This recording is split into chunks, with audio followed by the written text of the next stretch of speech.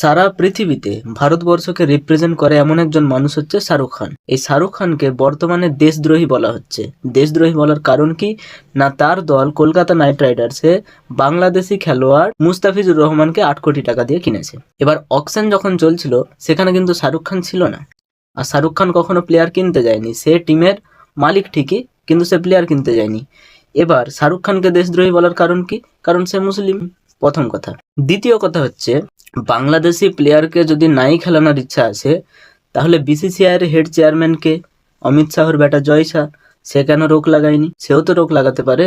তৃতীয় কথা, বাংলাদেশের সমস্ত মানুষ ভারতের শত্রু, তাহলে বাংলাদেশের পূর্ব প্রধানমন্ত্রী শেখ হাসিনাকে ভারতবর্ষে লুকিয়ে রেখে তাকে খেতে দেওয়া হচ্ছে, পোশাক দেওয়া হচ্ছে, কেন? সেও তো দেশদ্রোহী। ভারতবর্ষের দেশদ্রোহী তো শেখ হাসিনা, তাহলে তাকে কেন ভারতবর্ষে রাখা হয়েছে? তাকেও হটাও। এছাড়াও একটা নতুন টাকলা বাবা বেরিয়েছে, ঠিক আছে, যে চার্চে গিয়ে ভাঙচুর করছে, পাদ্রীদের সাথে খারাপ কথা বলছে। It was not printed in India. Bharatvarsh में ये पैदा हुआ ही नहीं था।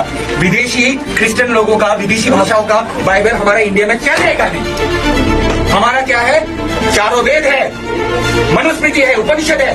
हम कोई भी क्रिश्चियनों का बाइबल को फॉलो नहीं करेंगे। Am I clear?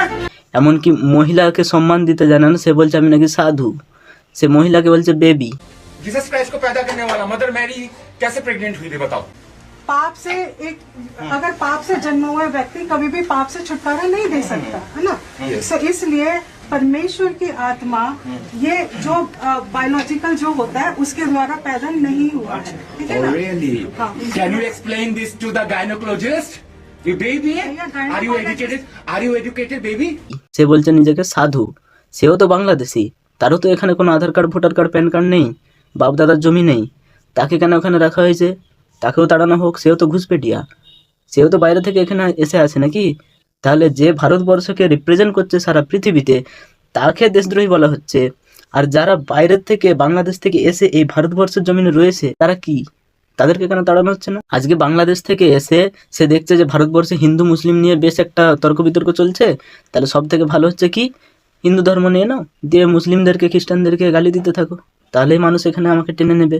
ওরে ভাই, বাংলাদেশে হিন্দু মুসলিম দুই ধর্মের প্রতি সে উল্টোপাল্টা কথা বলেছিল, ওই জন্য তাকে বাংলাদেশ থেকে তাড়িয়েছে। কলকাতাতে এসেছিল, কলকাতাতেও সে উল্টোপাল্টা কথা বলেছে, কলকাতা থেকে তাকে তাড়িয়েছে। এরপরে সে চলে এসছে কোথায়? গোরক্ষা দলের কাছে। গোরক্ষা দলের কাছে এসে কিছু নেতাদের সঙ্গে মিলেছে, তারপরে দেখো কাণ্ড, কি নাই কি করে বেড়াচ্ছে ভাই। বাংলাদেশ থেকে এসে এখানে কত কি করে বেড়াচ্ছে, আর এখানে আমরা প্রকৃত ভারতীয় মানুষদেরকে দেশদ্রোহী বলে দিচ্ছি।